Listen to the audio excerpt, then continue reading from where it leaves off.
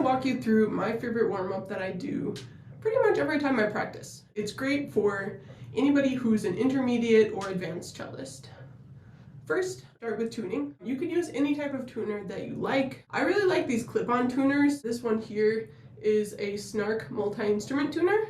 It's great because even if you're playing in a situation where there's some background noise, for instance in an orchestral setting, or like for myself, a lot of times I'll be playing gigs in bars that are noisy. Really any setting where you have to worry about interference with your tuner. These are great because they tune based on the vibrations and you can clip it right onto the bridge. So we'll just do that to start out.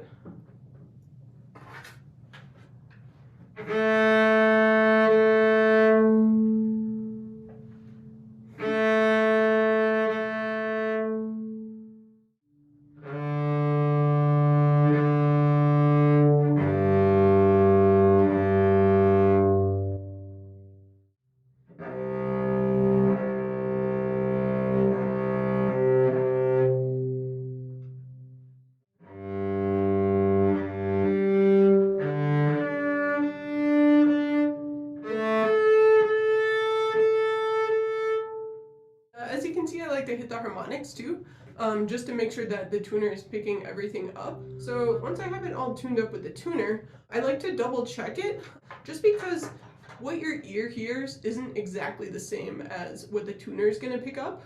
So usually I like to double check my tuning with double stops, which is when you're playing two strings at the same time. So I'll do that for each of the strings. Since they're fifth apart, playing them against each other, you can really tell whether they're in tune with each other or not. So first I'll start with the A and the D string.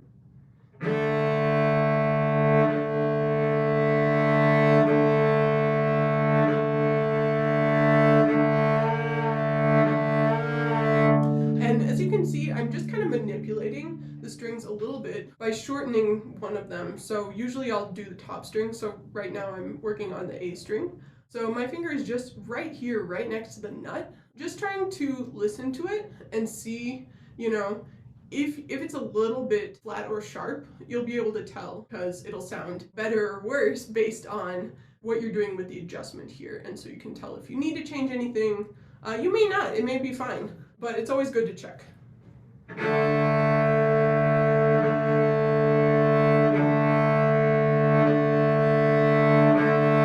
And I think this one sounds good, so I don't need to adjust it at all.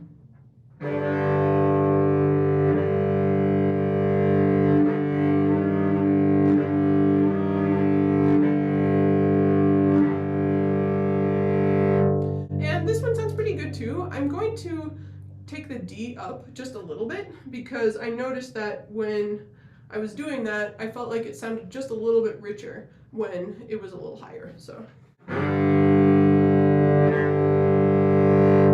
yeah, sounds great. So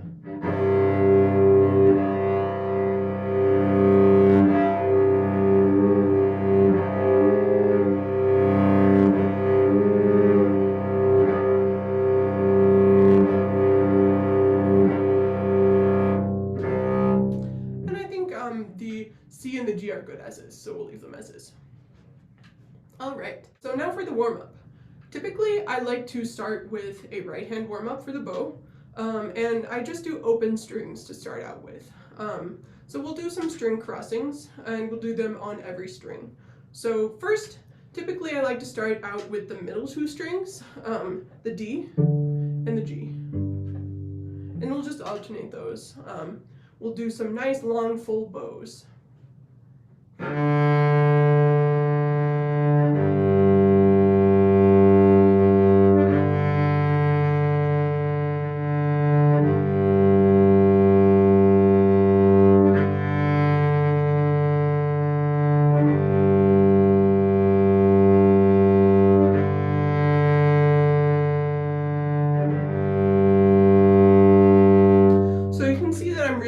The whole bow here.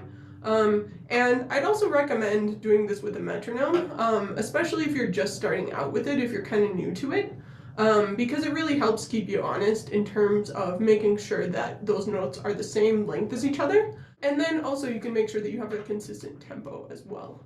Don't be afraid to slow this down too.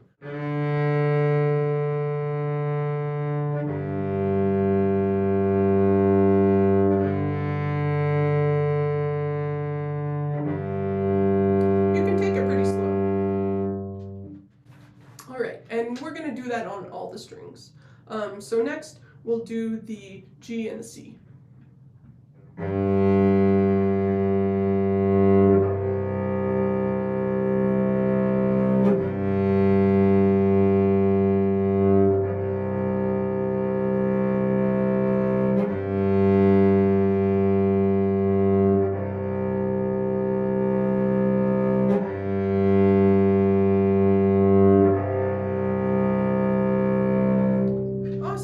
And if you're more of a beginner or intermediate cellist, this is a great exercise for you too, because it helps you practice those string crossings. And you want to make sure that you get them as smooth as you can. It allows you to practice what's happening with your right arm too. You want it to be really fluid throughout.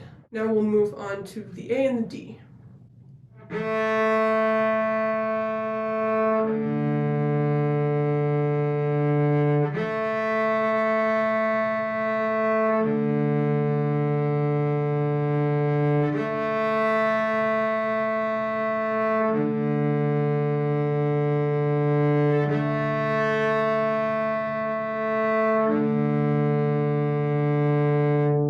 Great.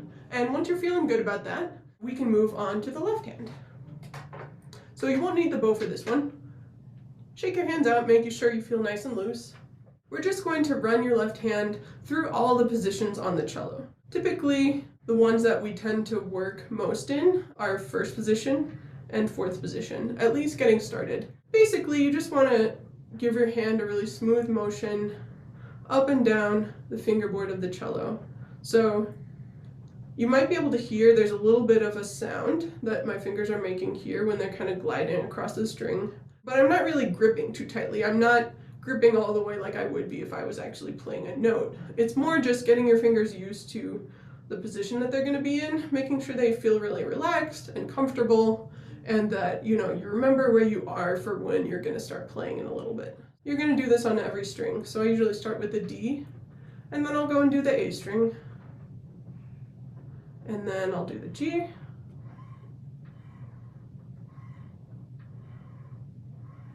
And then I'll do the C.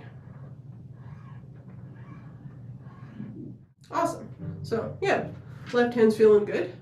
And now I'm going to do some double stop exercises. So this is when it gets sort of more into the intermediate stuff. So if you're not ready for this, totally cool to just start with those first two things. If you are though, we will start with the A and the D string. I'll basically just go through the different options for first position. Playing the double stop with these really allows you to tune it. So mainly what we're doing here is we don't want to rush, we don't want to go super fast. What we're trying to do is listen and make sure that all of the notes that we're playing are in tune, and that drone string is going to help us do that.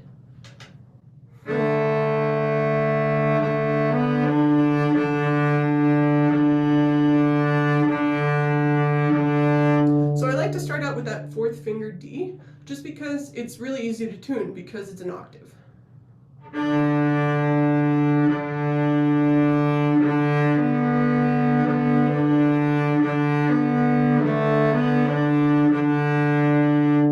then you can kind of just rotate between that first finger and the open A. So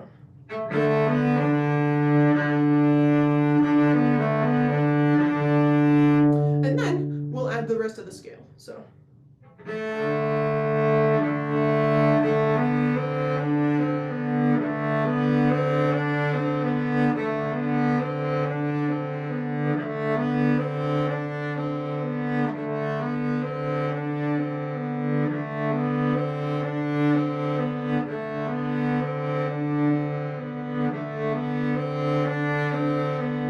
I'm starting out with that second finger, which is C natural on the A string. Then, once I feel comfortable with that, feel like that's super in tune, then I'll move on to C sharp.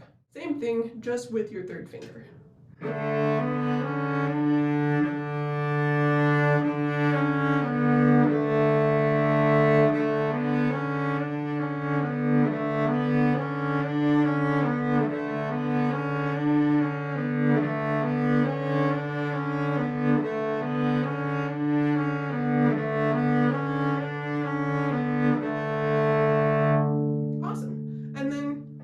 Get a little fancier with it. We'll introduce some different patterns.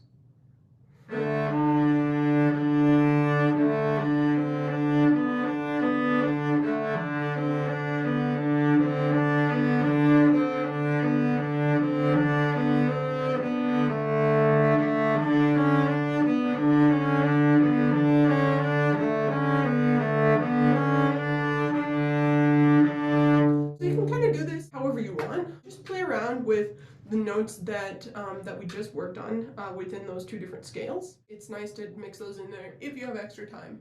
If you don't, just stick with the basic scales that we just looked at. So now I'm going to do the same thing on all of the other strings. So next I'll do the G and the D.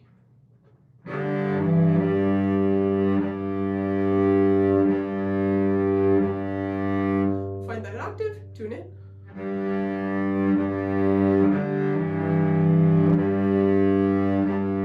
And then add the rest of the scale.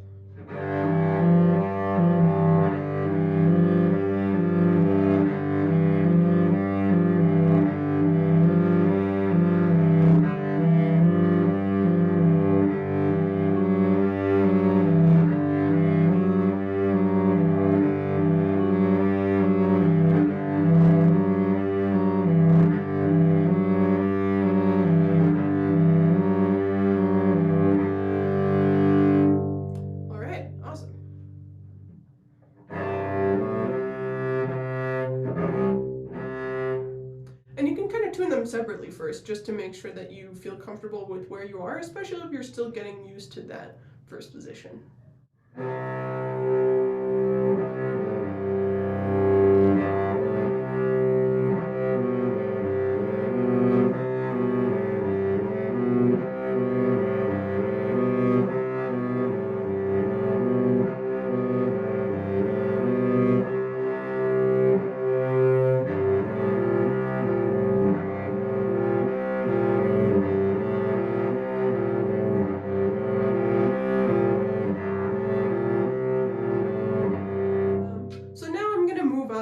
To fourth position and do a couple quick warm-ups for the left hand in fourth position.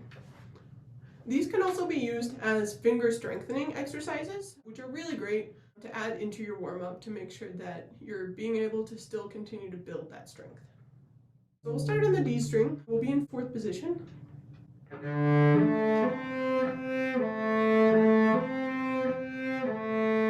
So just like we did in first position, I just like to tune that.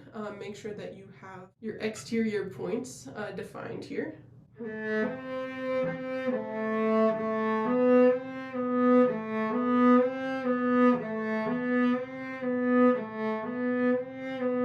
And then incorporate that scale.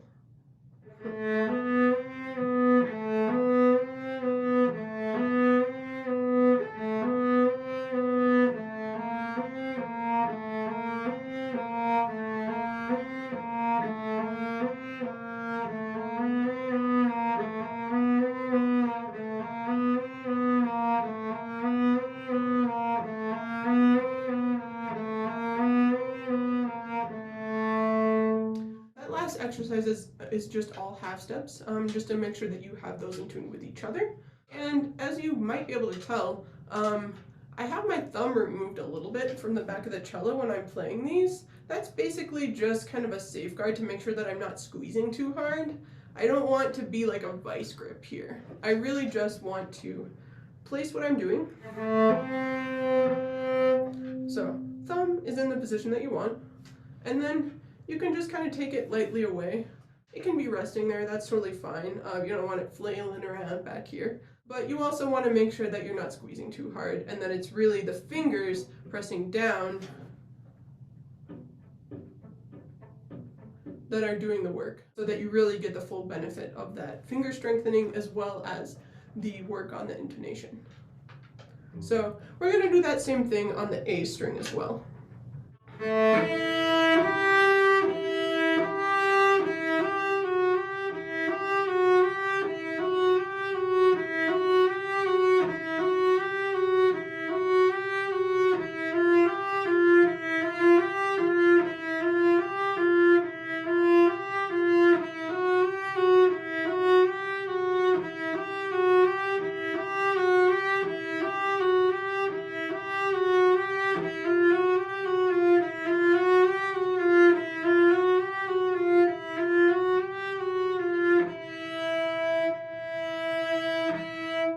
As you may have noticed, there's also an alternating one that I added for that A string. You can do that on the D string as well. Basically, just to make sure that you can keep those in tune, even when they're not in order. It's great to practice that because it's a little harder than it seems like it would be. So. is a basic scale, and then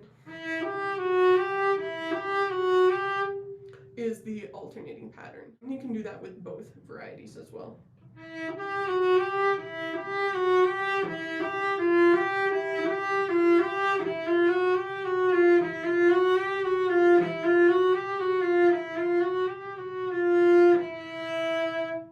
Alright, so now you're done, you're all warmed up, and you're ready to play whatever piece you want to play.